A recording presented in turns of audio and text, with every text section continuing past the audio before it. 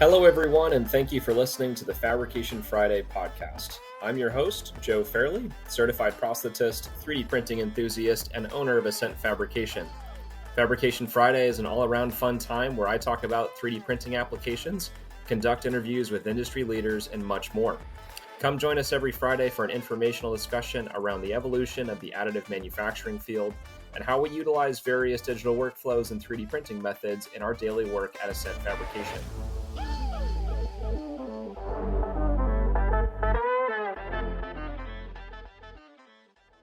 Hello, everyone, and welcome to the Fabrication Friday podcast. I'm your host, Joe Fairley.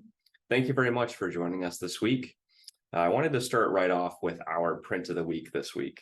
Our print of the week is the Cooperstown Distillery logoed coasters. So these coasters were a pretty fun project for us. We have our own logo coaster actually as well. We can take any logo with the actual image of the logo itself, recreate the logo in Fusion 360, and then put some thickness to it with some extrusions to give it some depth. We like to do some type of different coloring, different actual depth of your logo to give it that just pop off the logo kind of look. So we really wanted to kind of highlight the Cooperstown Distillery logo coasters as we just finished up this project for them. Did about 40 logo coasters over the span of about a week on the Artillery Sidewinder X2 3D printer. So this was with a 0.6 millimeter nozzle and printed in about 3 hours and 42 minutes, printing 3 at a time. This is a TPU.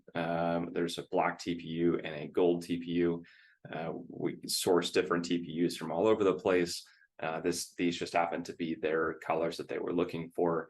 And as you saw in the Ascent Fabrication logo coaster here as well, we do 2 different colors, the blue and the yellow, to help, again, pop that image up off the coaster.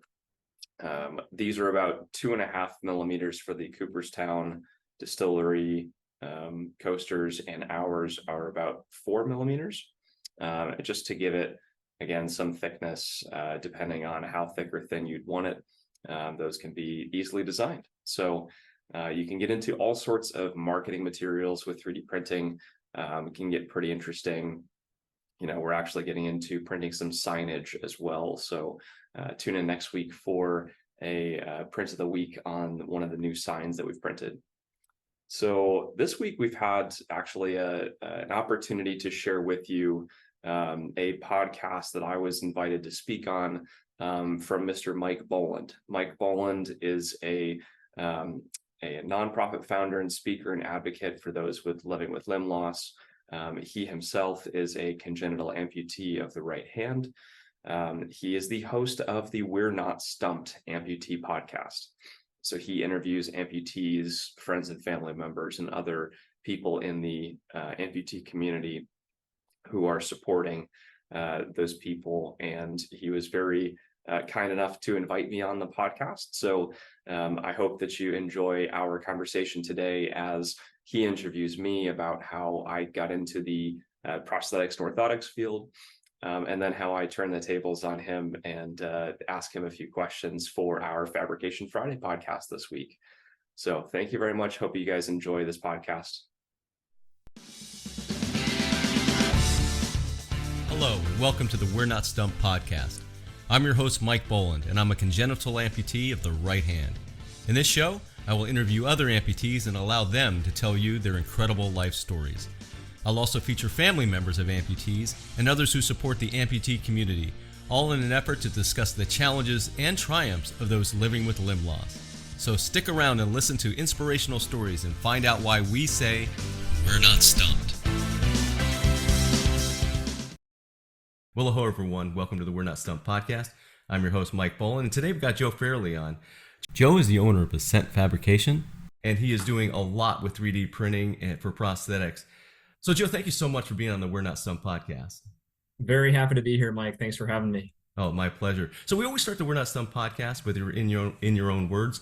So I'd love to hear the Joe Fairley story. Yeah, absolutely. So, first and foremost, I'm the owner and founder of Ascent Fabrication, which is generally a 3D printing company, but very specialized in the prosthetics and orthotics industry. I'm a certified prosthetist and board eligible in orthotics as well. And I started to get into the prosthetics and orthotics industry back in 2015, 2016, when I started to see the rise of actually a global volunteer community called Enable. Hmm. And Enable was focused around 3D printing kind of hero themed prosthetic hands for kids. Mm-hmm. Uh, and these 3D printed prosthetic hero hands that were superhero themed, and you saw these really cool news articles out there on them. I really thought that was pretty interesting and wanted to more about it. um, I originally saw the first amputee that I ever came across when I was in high school, actually. So I was a cross country and track runner in high school and in college, and a little bit here past college. And in my sophomore year of high school, we got to go out to the Olympic Training Center in Chula Vista, California. Our high school team was nationally recognized. We had a pretty solid team, so we had these great opportunities. And while I was running around the track one day, finishing up a workout, I started to hear this pitter patter come behind me. And I looked over my left shoulder, didn't see anything. And before I could look over my right shoulder, he's already sprinting by me on bilateral, below the knee running blades. And, it's just so cool to see a Paralympian in his element like that. And, someone on prosthetic devices. I thought that was the coolest thing and wanted to work with people like that. That's an interesting story. I know that in the Olympics, the regular Olympics a few years ago, Pistorius, if I'm saying it correctly, Oscar, if I'm not mistaken, yeah, Right. he made it to the Olympics. And I have some different thoughts on using prosthetics in the regular Olympics. Do you have any thoughts on that? I'd be happy to share mine, but Yeah, it's interesting because, some people think there's like some kind of advantage over, some other people that way. And because the carbon fiber blades are engineered to kind of act like springs, they store energy as they're compressed and release energy as they expand. So, I can see where there's a lot of different ideas flying around there, but I think if anyone's able to compete at that level, no matter what external hardware they're using, obviously using some kind of internal, booster is definitely yeah. off the case. But yeah, if an amputee can get to that level of athletic ability, I'd love to see that. Yeah, and it's interesting because I think about my own case and I think, well, what if I got in the octagon and put my hook on? I think I would have just so much of an advantage, an unfair advantage. And that's why I think there's nothing wrong with the Paralympics for those Yeah. types of things. I think if it's going to, there's no problem, in my opinion, of having a separate Olympics for people that have prosthetics. Because again, if I got in a boxing ring or an octagon and go, hey, I want to wear my prosthetic, I could probably kill somebody. So I have a little different opinion. It's just, again, just my opinion. Doesn't mean it's right or it's wrong. But Yeah. this is coming from somebody that I was on the Pro Bowlers tour, so all the way up to is the highest you can go in my sport.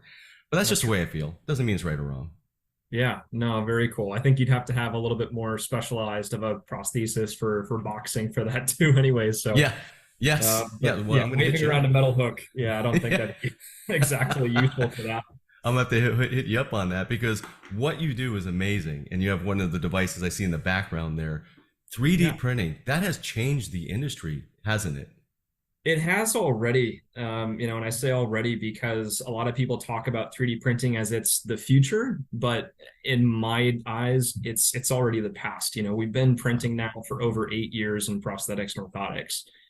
So I'm trying to help this adoption within the field, and most of that is just around people understanding what can we print, how do we print it, are these things that we print durable enough to go out for everyday use and for long-term use for people. So I'm helping different clinicians around the country understand what's possible for us to print.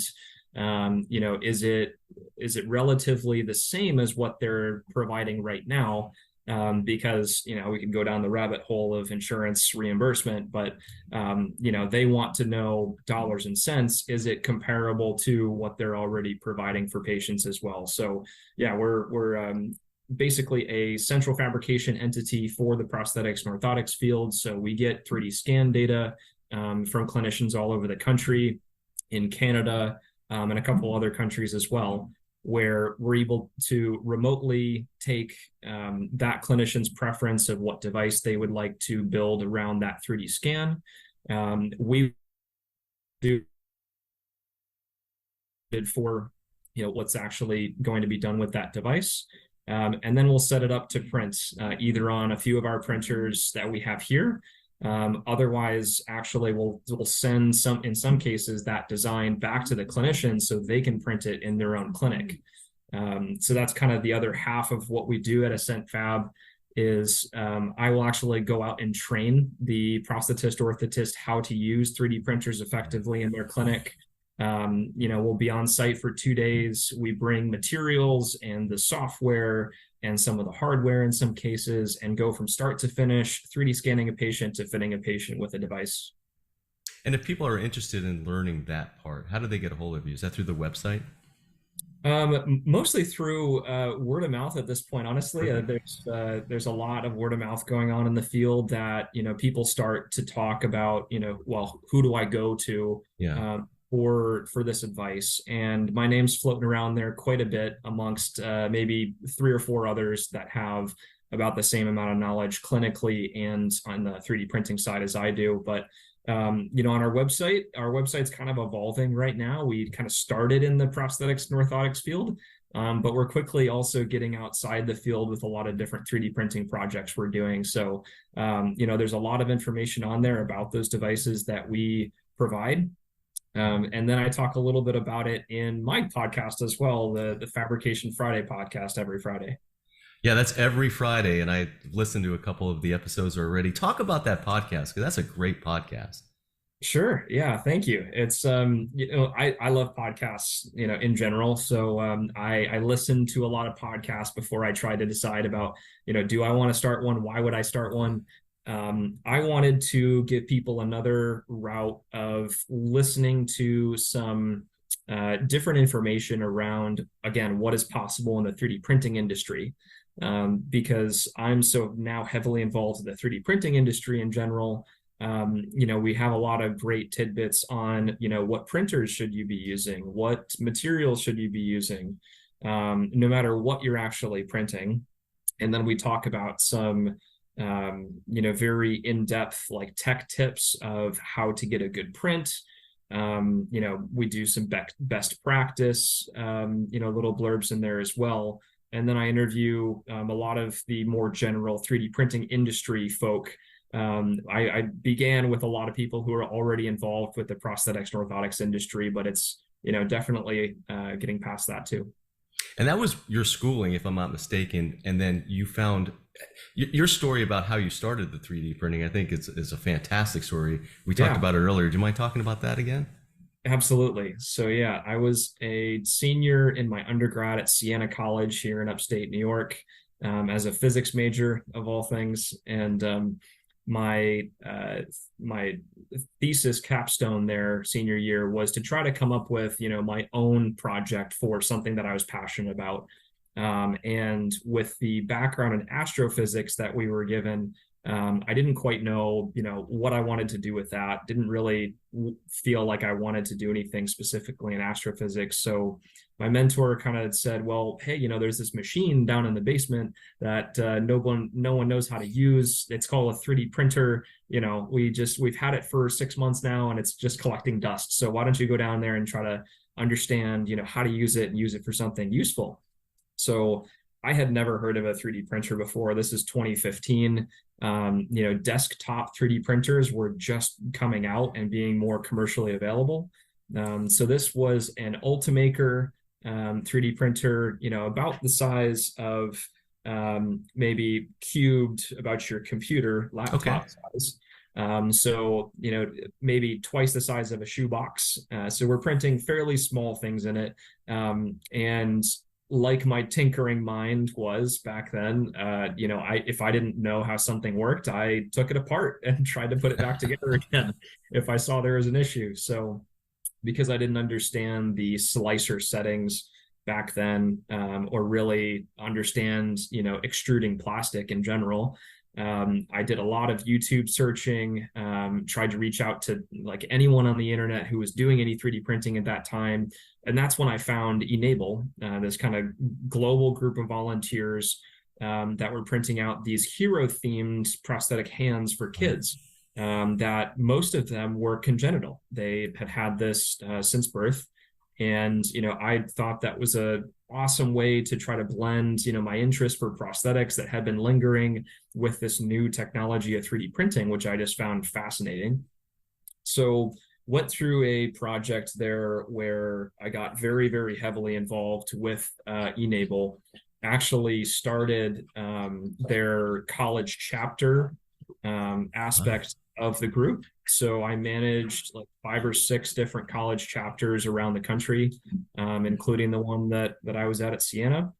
Wow. And really, we were just trying to understand best about how do we provide these devices, because with the global do-gooders, as I call them, they're engineers, they're tinkerers, they have a 3D printer, and they see, well, why can't I just provide this to a kid?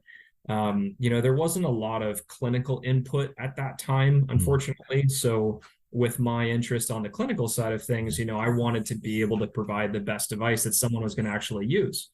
So we got very heavily involved in finding, the clinic aspect of what is prosthetics and orthotics. So I started shadowing around a few clinics. I found a local clinic that actually was looking for a prosthetic technician. So I became a prosthetic technician for a year and a half, found that there was this master's degree you could go get for prosthetics and orthotics. So I applied to Northwestern University, and at that time, my grades from undergrad weren't very good. So I had to kind of prove myself to get into Northwestern. So fair enough, my mentor from undergrad took me into Merrimack College in Massachusetts and said, there's this brand new master's degree program we're starting. You can come with me and do a fellowship and do more 3D printing and prosthetic stuff. And it was in exercise and sports science. So it was kind of getting me a little bit more oriented toward the medical field in general. And being the running buff that I am, it was kind of right up my alley for what I wanted to do and be interested in. So I went and did that for a year, and then ended up coming full circle. Finally got to Northwestern, went through the just under 2 years or just over 2 years degree there through prosthetics and orthotics. You're on site at Northwestern for just over a year, but they actually have a online portion before you go for about 3 months. Might have been more than that, maybe 5 months. And then afterward, it was about 3 months of more online work. So kind of this really neat, remote and hybrid concept, which allowed me to keep working as a prosthetic technician as I was getting into Northwestern. So then came time for me to graduate 2019, headed down to Savannah, Georgia. Never been in Georgia, but heard of these really cool people from Amputee Blade Runners. Not sure if you've heard of ABR, but Ryan Fan, one of the co-founders. There's going to be a theme here. So Ryan's actually a former Paralympian and a very active runner himself, with what's called a Boyd amputation, so directly through the ankle joint, a very intricate procedure there. But I looked up Ryan's athletic career and seeing him as a clinician, and just he was the person that I really wanted to learn under. So down there through Amputee Associates, I was working as a resident, and kind of had a different residency case than some people might have, but that residency was actually bought out by another group, Hanger Clinic, while I was there. Oh, okay. So I was with Ryan for about 6 months, transitioned to Hanger for the rest of my residency, a little over 8 months, and then came full circle back up to upstate New York here, where I was a prosthetic and orthotic technician for my orthotics residency, and then becoming a certified prosthetist, and then worked in the field with them for about another year and a half before I started Ascent Fabrication. What amazes me about your story is how much you have seen since 2015, especially. I mean, that was in the early stages, I think, as you kind of alluded to, of 3D printing, and then being able to see the whole, gosh, the history is kind of laid out in front of you. And as I think about the E-Nable, is that how it's said? Yeah. And what they were doing, I have a question about that. And there's, what basically, was it a functional prosthetic for the hand, or was it just aesthetics, which is fine either way? I was just curious. Yeah. So they had a partially functional hand where it worked off of the wrist tenodesis. So just by, moving your wrist back like and this. forth, the fingers close. Okay. So as you, went into its extension with your wrist, the fingers opened. Went into flexion with your wrist, the fingers closed. Okay. Because there was a forearm portion with some strings going attached to the other fingers. And just with kind of a simple Velcro closure over, a partial hand, these kids were able to just be able to bend their wrist and then function the hand. If they were missing a little bit more of their arm, if they were more of a transradial or even transhumeral in some cases, I think they use the actuation of your wrist, elbow flexion instead. So same kind of function, same idea. They were, I would say, a lot more of courage boosters than they were actual functional prosthetic devices. Sure. We delivered 2 of them to 2 different kids, actually, personally, one in Ohio and one in St. Louis, Missouri. One was Superman themed, or that's great. Yeah, I think it was Superman or Iron Man, one of the 2. Yeah. And the other one was Batman themed. So we got some really cool courage booster aspects out of it because, the kid was around his friends and, they thought it was the coolest thing ever, this bionic aspect. And I think they did a really nice job of doing that side of things, giving the kids a reason to use a prosthesis at that age. But functionality wasn't quite there. Well, I can speak from personal experience. I don't remember this part of my life. I'm congenital, by the way. I used to wear a mitt, basically. It was just that looked like an oven mitt as a hand on this side when I was probably before I was 1 year old. And that was really just basically to your point, kind of get used to having something over there. And it was also very soft, so I was able to kind of teeth on it too. If I could find a picture of it, I'll include it in on the podcast. Yeah, I think I've seen one before too. Yeah, I think now would be considered vintage because of my age. What are you going to do? It is what it is. But looking at that whole history, when I think about what you've gone through, even the 3D printers, I would imagine themselves have just, who knows how quadrupled in capabilities over that time. Leaps and bounds. Yeah, leaps and bounds. It's not just the printers, but the materials as well. Oh, okay. And just the general knowledge of, so you have this CAD design of this part, right? But then you have to go through what's called a slicing process in order for the FDM printers that I use here. So you're prepping that part to print. So that includes the orientation. Which way are you going to orient the part on the bed? And then the software will physically slice your object into layers. Well, depending on the material, you might have to be faster or slower in some layers, some spots, different temperatures, different cooling. And so I think that's the most of what I've learned about over the last 8 years has been how to slice a part reliably, where I can look at it effectively and know almost right before I print it whether or not it's going to print well or not.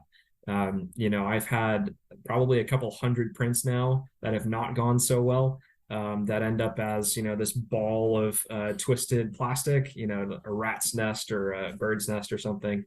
And, those are the frustrating moments, but, everyone would be joking if they said they didn't have these type of, failures. Obviously, we learn from our failures and mistakes. I think that's what has progressed so much in the field of 3D printing is, having better hardware, having more knowledge over the software. The softwares are becoming more intuitive to use and a little bit more hand holding for those people that haven't had that experience yet. And you were talking about the actual material too. Yeah. I've seen some videos where there's like a flexible material that you can create, that you can 3D print, which is amazing to me. Wow. That's gotta be, go ahead. I'm sorry. I was just thinking, when I think about like my socket, my prosthetic, it would seem like that would be such a benefit to be able to have something like that. Absolutely. So I do have a bunch of stuff to share. Thank you. You'd like to see some things here on yes. for those on the video. So we do have one of our flexible inner sockets. And some of what is interesting about 3D printing is that, we're able to do things with 3D printing that you can't fabricate traditionally, or it's extremely hard to do that. So this flexible inner socket is basically a polyurethane rubber type material that comes in several different colors. So we do flexible inner sockets with that. We have our protective covers that would be actually a mirror image of their contralateral limb. So we'd take a 3D scan of their existing limb, whether it's upper extremity or lower extremity, and then a scan of their prosthesis. And we have this inner part here that would actually interface with the prosthesis and a posterior slit. So there's a easy on, easy off magnetic closure system that directly integrates within this other inside piece, which can also open up and move over the prosthesis. So, with these different flexible materials, we can do a lot of fun things. Well, thank you for showing that. And for everyone that's watching the video, like you were saying, I actually took my eyes off the camera and started looking at what you had built. That's amazing. And to think that you incorporated the magnets in it to try to get those together. Like, what kind of experimentation was that? That's brilliant. Yeah, people think about 3D printing as a prototyping process, which it is. It's a very great prototyping process because the amount of material that this costs is about $6 to $8 worth of material. So you can prototype things relatively quickly within a 24-hour period and for low cost. So that's kind of what 3D printing has been really set up well for. But yeah, trying to get a design like this that actually opens and closes and you hear that kind of snap. Yes. There were a lot of hours put into trying to see how we could actually print those magnet holders. Yes. Because if you see, there's actually a ledge here. So you're printing over air and you effectively can't print over air because of gravity. So we have to print support material up to that point. So there's some post-processing of us cutting some of this stuff out and getting it to this final part. But like you see here, it's just, it's a lot about the design aspects of like how we're going about solving a problem here. One of our other very intricate devices here, it's a polypropylene outer frame, outer socket, and then an inside, another flexible material that is a little bit different. It's actually a foam material that is a little hard for me to take out right now because we also have this kind of keyed in the back. But what you can't really see on the inside is that over this bony anatomy, there's actually cushion in here. So you can, in between the walls, you can feel this cushion that will give with a person's bony anatomy to reduce that amount of pressure that someone's feeling over that bony anatomy. So that's our kind of flagship, I would say, device. The Foam Flex Air flexible inner socket has just had amazing results for people over the last year and a half. Well, I think about my old prosthetic over there and then looking at what I'm seeing here and just thinking about how comfortable it would have been to put my arm in something like that. And I would even imagine lower extremity, because of the weight bearing, would be even more beneficial. Is that true? Yeah, that's the feedback we've been getting. Yeah. Yeah. Wow. So from the few clinicians that we have had working with us with these sockets, maybe upwards of 12 or 15 different clinicians now with just as many or more patients. They're saying that they're seeing less instances of skin abrasions over the bony anatomy, which is awesome to see. You don't want to have that skin friction causing, blisters and ulcers and worse.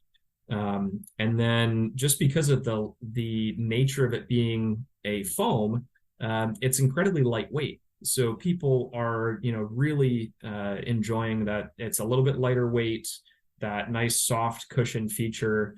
So it's been working out really well. That's excellent. I mean, I had never seen anything like that. And that's what I like about the podcast, being able to learn from people like you and see what's really out there now, because it's been a long time since I wore prosthetics. So that is what it is, but it's really neat to see that. So when I talk to you and everything you've seen, what are some of the success stories that like people have, it's changed their lives being able to get in these 3D printed prosthetics and get around better than they ever have? Yeah, absolutely. So I think, we kind of touched on it earlier, just before the podcast, but a lot of this comes from someone actually taking ownership over their device and making it their own. So, at the very least, a prosthetic cover could have some type of imprint design on it. We just did a set of bilateral below the knee covers for a veteran who was awarded a Purple Heart. So I actually etched into this, embossed his Purple Heart into the cover. There was another instance where this foam flex air socket, the patient was able to actually run comfortably on that socket for the first time in, I think you said 20 or 30 years. Wow. Him being a user for longer than that. So to hear that kind of feedback that people are able to do things that they weren't able to do, or they're putting their own personal touch into it. I mean, that's why we're in this. We want to make, this technology useful for people and, just make that kind of care better for people overall. Yeah, it's such a neat thing to see. And I just can tell you that you're helping quite a bit of people. So what's next for you and your organization as you look forward? Yeah, so I think, we're definitely getting into a lot more of the 3D printing industry in general. So we had a fun project last week where I wanted to design a floating shelf to go up on the wall. And, it was a pretty simple design that we printed out in 10 hours. And now that's going to end up being a product that we are building an actual marketplace for. It's kind of a sneak preview of what's, but we're getting into printing different everyday products. I printed myself a garbage can the other day because I needed a garbage can. So useful things that people can use in their everyday life. Ascent Fab is moving into, that end of things for the consumer level. We also sell 3D printers and material though. So along with our training programs, we will actually sell some of these 3D printers. We are the North American distributor for a new conveyor belt 3D printer, which is pretty interesting. So really getting into like the production level status of 3D printing, being able to print consistently over and over and over again for a couple days in a row. Really is getting into this next level of, how we're using the FDM 3D printing that we are.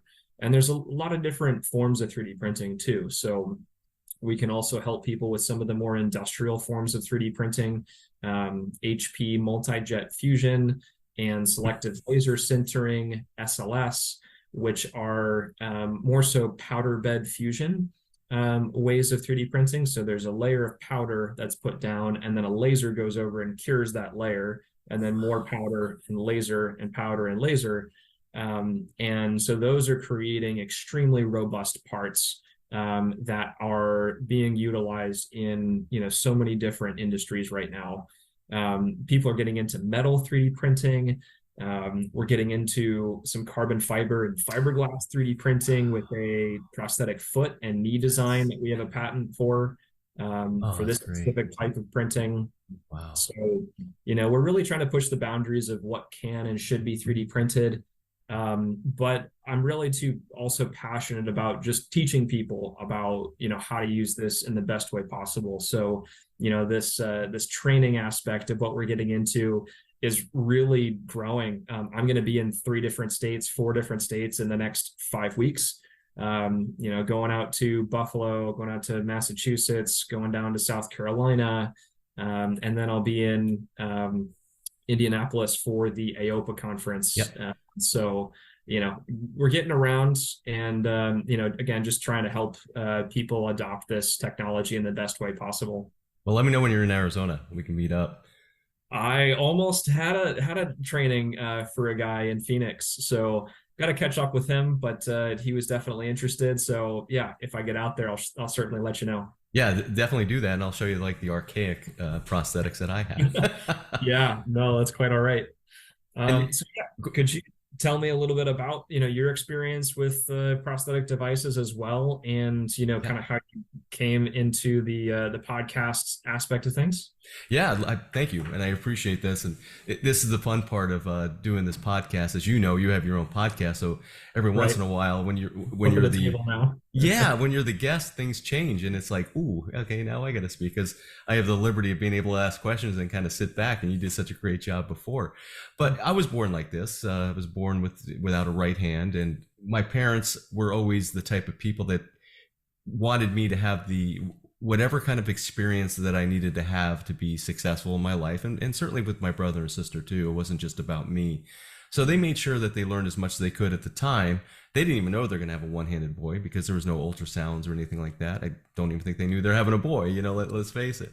Yeah. So it was quite a surprise, but they did everything they could to learn. I went to an organization back in New Jersey, where I'm from. It's called the Kessler Institute, and I believe they're still there. And I was very fortunate to be in some of their early pamphlets and showing me using my hook and wearing my hook, because I wore a hook until I was 12 years old, until I was in 8th grade. And towards the end, and this is kind of all a blur now because it's quite a while ago for me, but I would say between like 6th and 8th grade, when I quit wearing one, I would kind of go a couple days on, couple days off. The reasoning, I really don't know, because I really feel like if I fixed that hook right now, I'd be just as good as I was all those years ago. Once I broke it though, and I remember my parents going, "Hey," and I'll tell the story that I haven't never shared about how it broke. Yeah, thank you for allowing me the opportunity to do this. How it broke. I used to go up to my friends and they would hold my hook, with both hands, and I'd be able to always open it, because this is the muscle here is, especially with young people's hands, they weren't quite as strong. Right. Well, as people started to get a little older, like I said, about 8th grade, maybe it was 9th, but I'm pretty sure it was 8th grade. Their strength to be able to keep that closed met my strength to be able to open it, and the cable just snapped. Okay. So that's how I stopped wearing the hook. So to get back, my parents asked me, "Would you like to get another hook?" And I just kind of go, "No, I'm good. This is the way I'm." Yeah. That was the decision. I wouldn't say that there was a lot of reflection, but I think at that point in my life, I would just happen to be getting along a little bit more without one, whether it be basketball. I love basketball. I think I said I was on the Pro Bowlers tour. I never bowled with a hook on. I never drove with a hook on. And that's not to say at all that I'm against prosthetics. I'm 100% for them. I really am. I think they're so necessary. For me personally, I don't happen to wear one now, but so that's my story. Thank you for asking. Yeah, no, I'd love to hear it. And, it's interesting that you mentioned that back then when you were using it, you maybe were using it for some specific reasons, right? It wasn't just you were using it all day, every day. Like, did you only use it when you went to school and then maybe you came home and stopped using it, or kind of what was that like? Boy, I'd actually like to, unfortunately, my parents aren't here any longer. They're no longer with us. I'd ask my sister that question, because it really didn't, whatever I was doing at the time was normal to me. So it wasn't something that was burned into my memory where I go, well, this is the reason why I'm doing it. I don't remember. I I'm pretty sure I did take it off when I got home, Yeah. but I'm trying to think of what I used it for back then. I mean, I could write with it. I could do, Okay. drink with it. I could Yeah. do eat with it. I was able to do Everything. everything pretty much. I Yeah. was very fortunate when, before I was 3 years old, I was in the Newark Daily News. They had some article on kids Okay. with prosthetics, and there's a Yeah. picture of me with my hook on because I was able to control it before I was 3 years old. Okay. Yeah, I know that's really neat. I think there's been a little bit of development on the pediatric side for 3D printing, but not focused on as much, I think, because people are still kind of, figuring out how to use it for adults now as well. Sure. But we are starting to get more into, how could we integrate prostheses at a younger age where it's not only functional, but it's also cosmetic. Yeah. And, because in the upper extremity prosthetics side of things, that's definitely the biggest driving factor of someone actually utilizing it for a long period of time. If they're born like that, then typically they won't use a prosthesis for much. But it's these other people who Sure. become an amputee, especially upper extremity, that they're looking to replace something that was lost. So we see that difference in the prosthetics field across the board. Your story is very, very similar to what I've heard at being a clinician in the field now for a few years. So yeah, like I'd like to say that I'm not surprised that you're not using one right now, but I guess there's always the opportunity if it presents itself and something was of interest to you. Absolutely. And one of the things that I've done just personally, I do like to work out. I don't run as much as you, but I do like to work out quite a bit. And I made myself a prosthetic out of PVC so I can do curls. And it There you basically, go. I put PVC together with a U-bolt, able to put Yeah, my dumbbell on there, and I can do curls, like I said, do presses, there you go. quite a Yeah, bit. One of the things I'll say though, that as I've gotten older, is the wear and tear on my left side is definitely something that I've seen yeah, because, and I'll say this, I do quite a bit with my right side. You'd be surprised. I mean, I'll carry everything. Like when I sure. get groceries, I'll have all the grocery bags right here. I won't Yeah, carry it with yeah, my hand. That's no, they'll all yeah, be right there. And then same thing. Like, it's just like the perfect clothes hanger. yeah. Because I just Okay, put everything there you right go. there. So I do Yeah, quite a bit with my left hand, but yeah, I think it's just a more tedious things like sure, keyboard as an example. And I'm a web sure. designer from is what my background is. So Okay, I nice. definitely have some elbow problems. I've had shoulder Yeah, surgery. I was a pro bowler, so sometimes my wrist hurts. So, yeah, a yeah. little bit of wear and tear. Nice. Well, that's pretty cool to see that you've been, that athletically active too in pro bowling. I think bowling is pretty fun on its own. Yeah. Uh, what inspired you to start this podcast as well?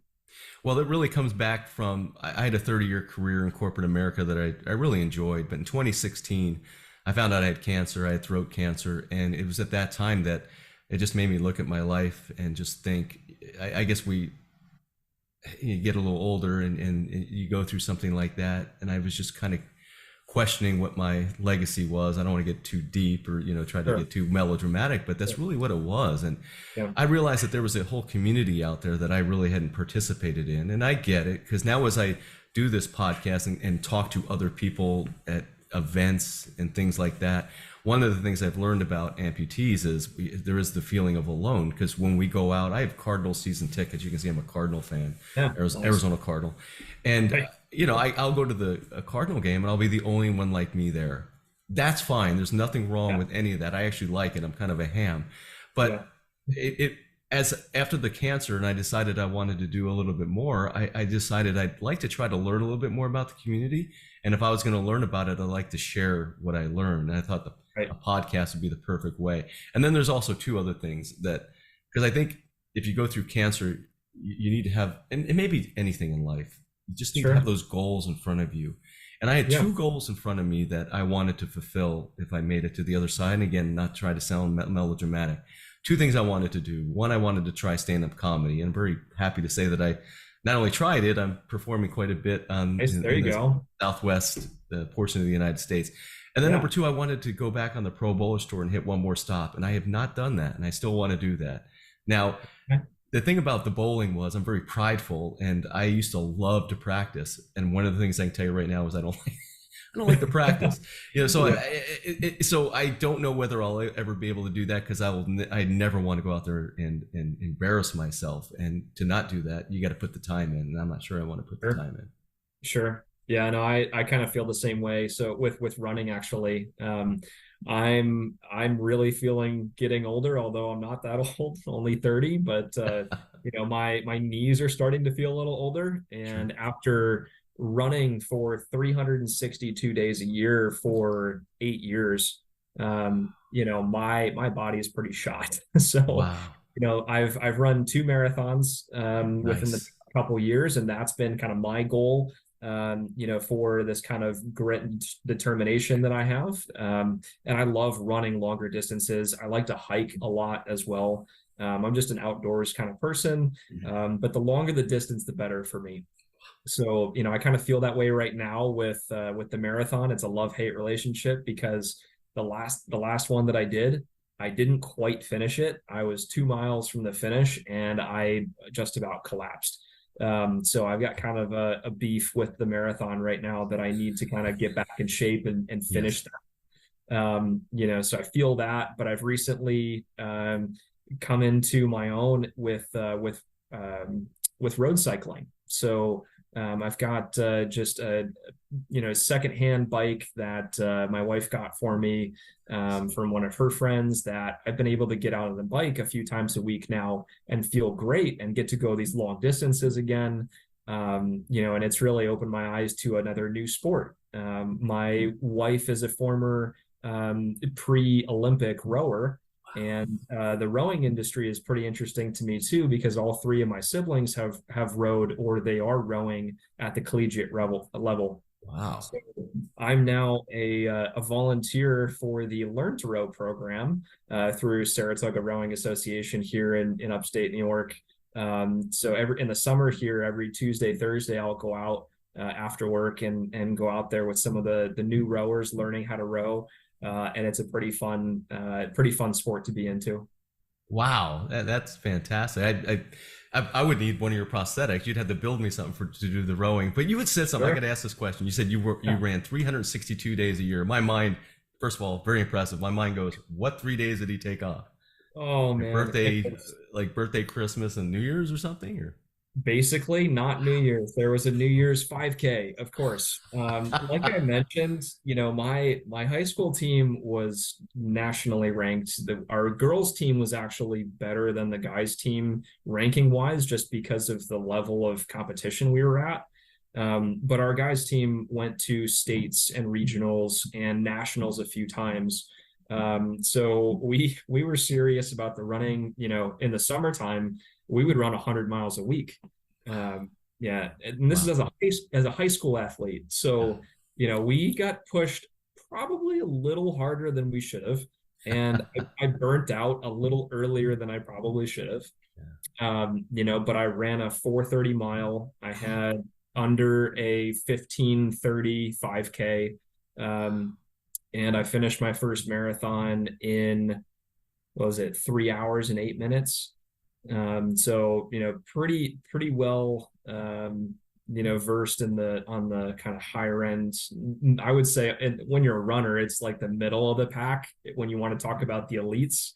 But it was a lot of fun. Got to go to a lot of cool places, but definitely needed to scale back after college to. And I only ran 1 year in college, actually. Ran 1 year at Siena College. They're a D1 program. Wow. Albeit when I was there, a program in need of some improvement. Ran 1 year, just wasn't quite the same from high school, so I decided to just kind of do my own thing, and then got into the longer distance running after that. That's that's one of the talents I had never possessed, being able to run long distances. So I really admire that. There's no way I could do that. That's Yeah. awesome. Yeah, my favorite was the mile and the half mile, just because they were just a little bit longer than the sprinters could run. So I was at an advantage there. But yeah, that was the middle distance program. Was the 800 and the 1600. And yeah, I broke 2 minutes in the half mile one time, ran a 1:59. And so I was cruising at that level, but then when I got to college, kind of just fell apart. So, longer distances it was for me. Well, I don't know, but it fell apart. I mean, your life changed and your perspective and your direction changed. And Oh I yeah. think there's a lot of people that benefited from that because of all the 3D printing, all the teaching and everything you're doing with your business. So Yeah. I think your direction is even better. Oh yeah. Just kind of refocused in a different direction, right? Excellent.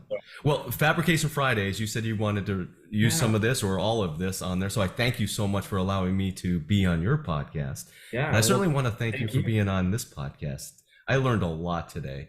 Thank you Yeah. so much for being on the We're Not Stumped Absolutely. podcast. Yeah, no, I'm very happy we were able to connect and do this. I'd love, like I said, to share this on Fabrication Friday, where we're in the 3D printing industry, right up there with everything that's happening new and exciting, and it's just a fun time. So I appreciate you allowing me to share this too.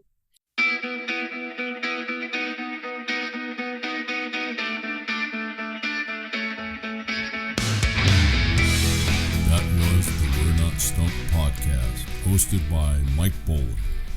If you want to be a guest on the program, reach out to Mike at his email address, mike@mikeboland.com. This podcast is produced by One Hand Man Productions. If you are looking to start your podcast, go to onehandmanproductions.com.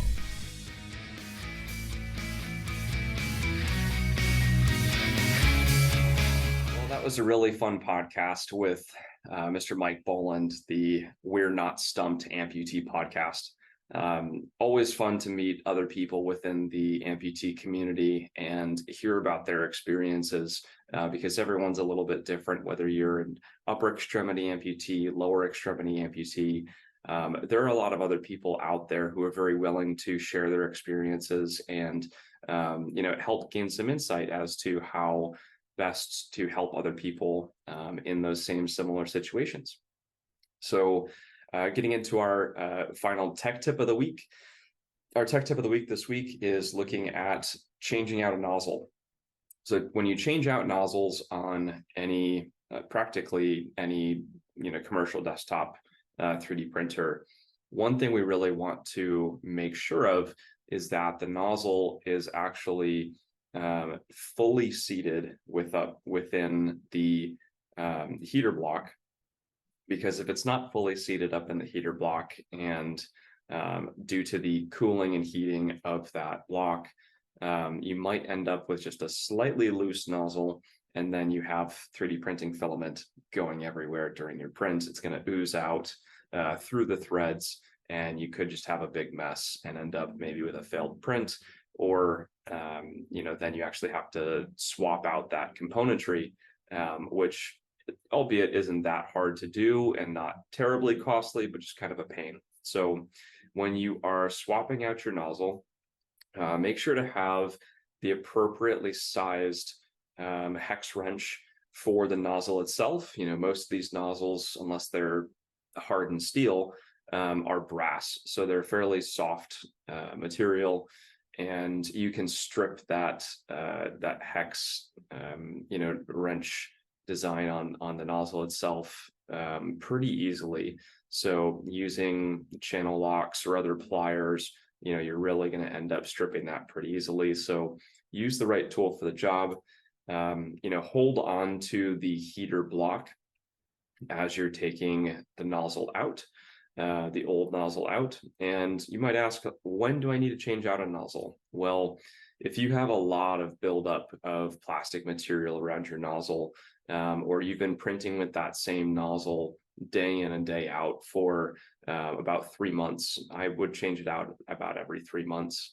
If I'm printing daily continuously on it and printing different materials, that would be about the time to change your nozzle, simply because as you continue to use that nozzle over time, again, with it being brass and being heated up and cooled, there will be some slight, kind of expansion of the hole on the inside of the nozzle, just due to the friction of that material going in and out, changing materials, especially with different abrasive materials. Carbon fiber, it's always one that people go to.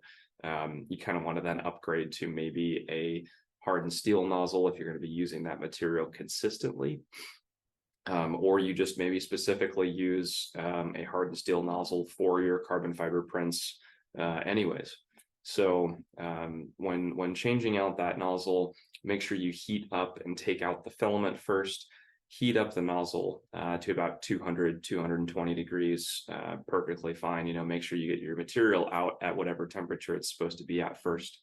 And if you can't quite get that nozzle out, heat it up a little bit more. Another 20 degrees will just help kind of loosen up those threads. Your new nozzle should be put in while the heater block is still hot. And you want to just kind of thread up through the nozzle, with your fingers first is perfectly fine, except it's going to get a little hot. So watch that and don't get burned. Or you could always use some protective gloves, if you're looking to try to do that with your fingers. Otherwise, use a pair of pliers to quickly, just end up, screwing that up in. Wait for that nozzle to actually get a little bit hotter. Maybe wait 2-3 minutes for that nozzle to get up to its true temperature there. Once you actually get that threading to a kind of hand tight, then I would go about at least another quarter to a half a turn, making sure that it's very tight in there while the nozzle is actually fully heated so that it can fully seat up into that heater block. One other thing to look for while you're thinking about changing your nozzles is to notice how the plastic is actually coming through the nozzle itself. So if the plastic is, when you are putting the plastic into your hot end, if you have a nice straight line of filament coming out the other end, out through the nozzle, then you have a fairly clean nozzle. There could end up being some nozzle clogs where some material is actually deposited within the nozzle just very slightly, and that is staying inside the nozzle when you're in between prints and swapping out materials. And when you put in a new material, if you notice that the line is a lot more squiggly coming out, or if it kind of shoots out the side of the nozzle, that's an indication that there could be a little bit of a clog in that nozzle itself. And then you'd really want to change out your nozzle at that time. So that's our tech tip of the week this week, everyone. Thank you very much for listening to the Fabrication Friday podcast. Make sure your nozzles are tight, and have a great week, and we'll see you next week. Thanks.